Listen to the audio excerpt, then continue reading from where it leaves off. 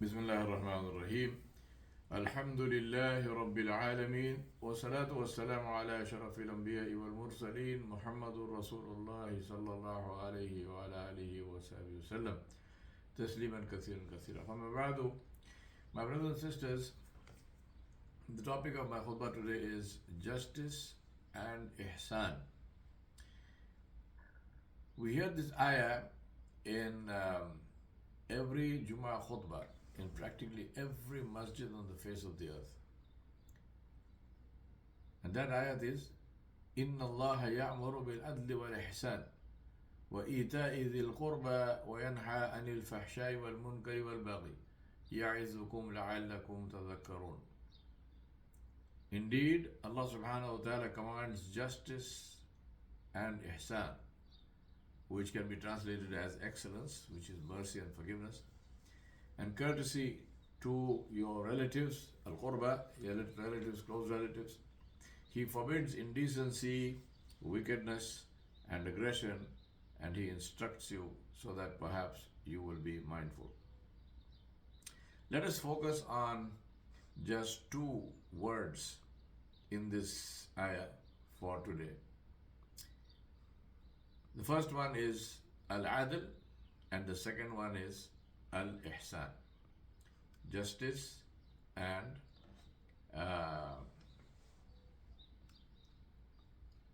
excellence. Al-adl is justice. Justice is not natural. Justice is a choice, a decision. You decide that you want to make it happen. You decide if you want to stand for justice, even if you stand alone. And I would say, especially if you stand alone. Because if not you, then who? If not me, then who? That is why Allah subhanahu wa ta'ala commanded it. It won't just happen. It happens only when there is an intention followed by firm, sustained, consistent action. There is no justice in nature. Lions don't say, for example, only one of us must hunt one antelope. We must be just. 3 lionesses will go for the herd of impala and stampede it into a shallow ravine in which 4 others are waiting. As the impala stampede down the ravine, they attack them in the most energy efficient way possible, and 1 or 2 of the impala die only because they were on the outer edge of the stampeding herd. The zebra calf at birth imprints the stripe pattern on the hindquarters of his mother, not because he loves abstract art, but because if he can't find his mother in the herd of 1 million migrating animals, no other zebra mother will nurse him, even though she may be nursing her own calf. If he can't find his mother, he will die. Justice is not natural, but justice is the single most prominent sign of civilization. That is why Islam is all about justice. Anthropologist Margaret Mead was asked by a student what she considered to be the first sign of civilization in a culture, and she said, "When I discovered a skeleton with a fractured femur which had healed, I could see where the broken bone had healed and fused back." They asked her, "Why?" She replied, "In nature, when an animal breaks a femur, it's a death warrant. It can't run, it can't hunt, or escape hunters and predators. It dies. A broken femur that healed means that there was someone who took care of that individual until he healed. That was the beginning of civilization." I wept when I read that, as I weep now, because it reminds me of how barbaric we have become. It reminds me that all the veneer of education and sophistication is just that, a veneer. Beneath it lies the barbarian, the unjust, the real savage, who will kill children who are not his own, who will rape and plunder if he can do it with impunity, who needs force to render him harmless. So are we truly civilized? To be civilized is to be self-regulated. To be civilized is to care for others who don't matter to us in any material, urgent way.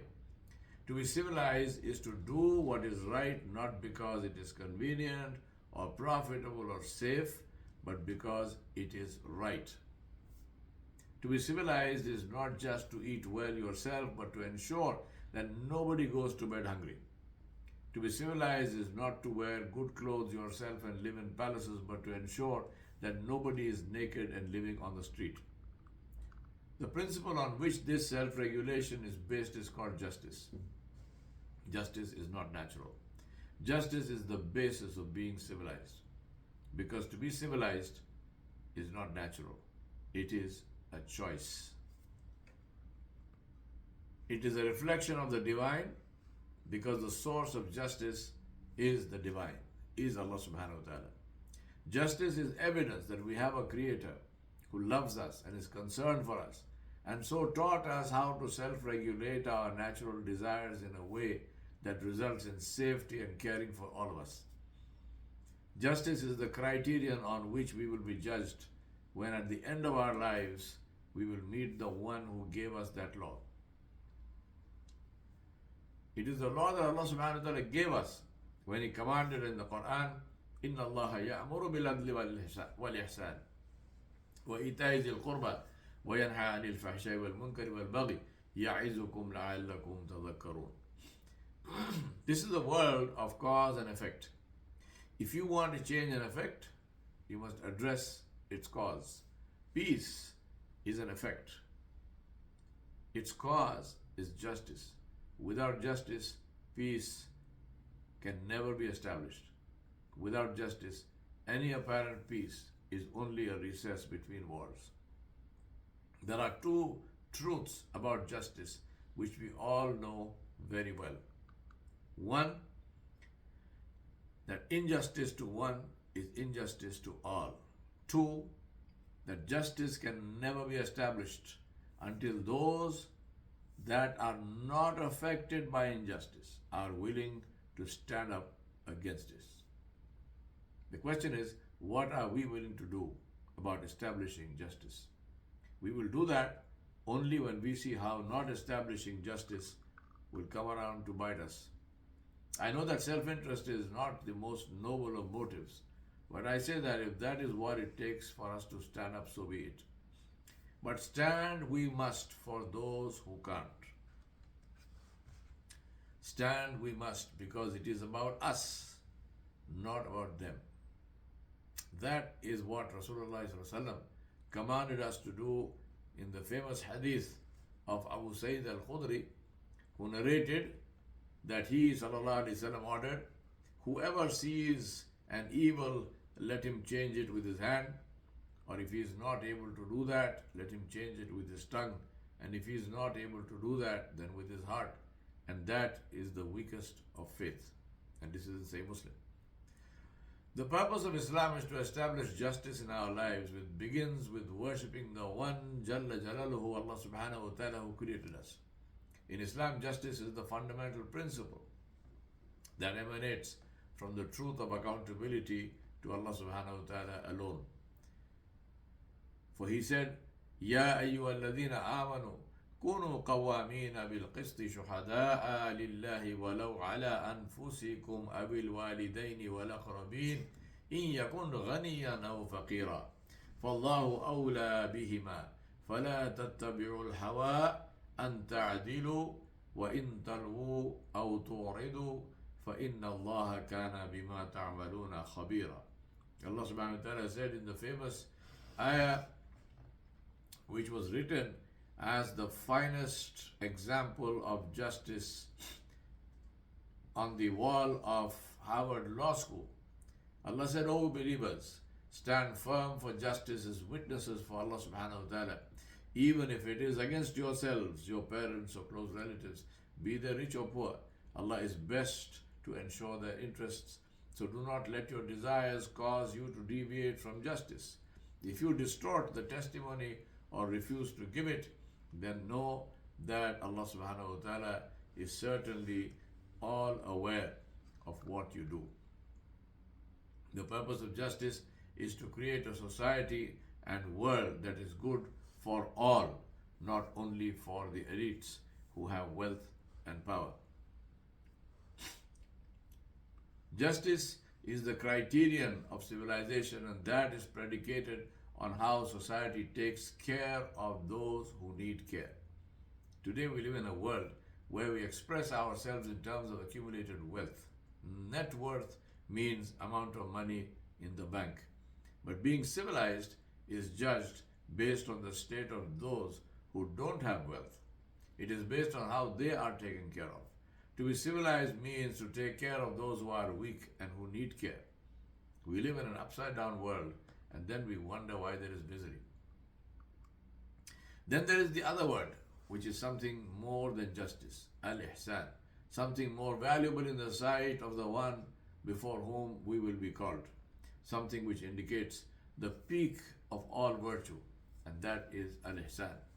Rasulullah sallallahu alaihi wasallam described al-Ihsaan in the famous hadith Jibreel as to worship Allah subhanahu wa ta'ala as if you can see Him, and though you don't see Him, know that He sees you. أن تعبد الله كأنك ترى فإن لم تكن ترى فإنه يراك. This doesn't apply to Salah alone, but to every aspect of the life of a Muslim. That means you and I. Al-Ihsaan is how we live. Rasulullah demonstrated that in his entire life. One of the most powerful instances of it was during and after Fatah Makkah. What do we see there? We see the commander of a conquering army in the 7th century entering the city that he had conquered, mounted on his camel. But how? His blessed head bowed so low that it almost touched the pommel of the saddle. Not cheering and shouting, as was the custom and culture of the time and totally acceptable to this day, but saying, La ilaha illallah wahdah, sadaqa wa'dah, wa nasara abdah, wa hazama al-ahzaba wahdah. There is no one worthy of worship except Allah alone. He fulfilled his promise to his slave, and he helped his slave, and he defeated the Confederates alone. Then he sallallahu alaihi wasallam purified the Kaaba from all idols and pictures around and inside it, and prayed inside the Kaaba. Then he returned to the doorway, standing on its elevated step, gazed in thankfulness at the huge crowd below, and delivered this celebrated address, where he said the meaning of which is, there is nobody worthy of worship but Allah alone. Ashhadu an la ilaha illallah wahdah. He has no associates. La sharika lah. He fulfilled his promise to his slave and helped him and defeated all the Confederates alone. Sadaqa wa'da wa nasara abda wa hazama al-ahzaba wahda. Then he said, bear in mind that every claim of privilege, whether that of blood or property, is under my heel, means it is finished, except that of the custody of Al-Kaaba and supplying water to the pilgrims. Bear in mind that for anyone who is slain, who was killed, even though semi-deliberately, with a club or whip, for him the blood money is very severe. 100 camels, 40 of them to be pregnant. O people of Quraysh, surely Allah subhanahu wa ta'ala has abolished from you all pride of the pre-Islamic era and all conceit in your ancestry, because all men are descended from Adam, and Adam was made out of clay. Alayhi salam. He sallallahu alayhi wasallam then recited, Ya ayyuhan nasu inna khalaqnakum min dhakarin wa untha wa ja'alnakum shu'uban wa qaba'ila li ta'arafu inna akramakum inda Allahi atqakum inna Allaha alimun khabir. He said, he recited this ayah of Surah Al-Hujurat, which means, O humanity, indeed we created you from a male and a female, and made you into peoples and tribes so that you may recognize one another. Surely the most noble of you in the sight of Allah is the most righteous among you. Allah is truly all-knowing, all-aware. He then asked, O you people of Quraysh, what do you think about how I will treat you now? They replied, Ya Akhil Kareem, Ibn Akhil Kareem. He said, O noble brother and son of our noble brother, we expect nothing but goodness from you. Upon this he sallallahu alayhi wasallam said, I speak to you in the same words as Yusuf alayhi salam spoke to his brothers. لا تثريب عليكم اليوم يغفر الله لكم وهو أرحم الراحمين. We have the ayat of Surah Yusuf where Yusuf alayhi salam said, قال لا تثريب عليكم اليوم يغفر الله لكم وهو أرحم الراحمين. Yusuf alayhi salam said, there is no blame on you today. May Allah forgive you. He is the most merciful of the merciful. Then he said to them, اذهبوا فأنتم الطلقاء. Go, you are free. And that is why the people of Makkah, after Fatah Makkah, who used to be there, the Quraysh, are called the freed slaves of Rasulullah. That is the meaning of Ihsaan. It would have been just and fair for him ﷺ to have punished the evildoers who had mercilessly persecuted him and his family and companions. He had the power to do that. It would have been just for him to demand compensation, even punitive compensation, for loss of property and mental and physical anguish and torture that he and his companions had been subjected to by the Quraysh. But he didn't. Instead, he forgave them all. That is more than justice, because mercy is more than justice and is the root of forgiveness. The action of Rasulullah ﷺ is unique in the history of mankind and a shining example of anyone in authority and who has the power to retaliate. He or she must pause to ask, what did Rasulullah ﷺ do in this situation? And then do that. The seerah is the tafsir of the Quran, and it is the field book for those who want to live by it. This is what we are reminded to do every Friday, to be just and then to be more, to be merciful, because the one above the heavens is merciful to those who are merciful on earth. I ask Allah subhanahu wa ta'ala for His mercy and forgiveness for all of us and to keep us safe from His displeasure and anger. وصلى الله على نبي الكريم وعلى آله وصحبه أجمعين برحمتك يا أرحم الراحمين. والسلام عليكم ورحمة الله وبركاته.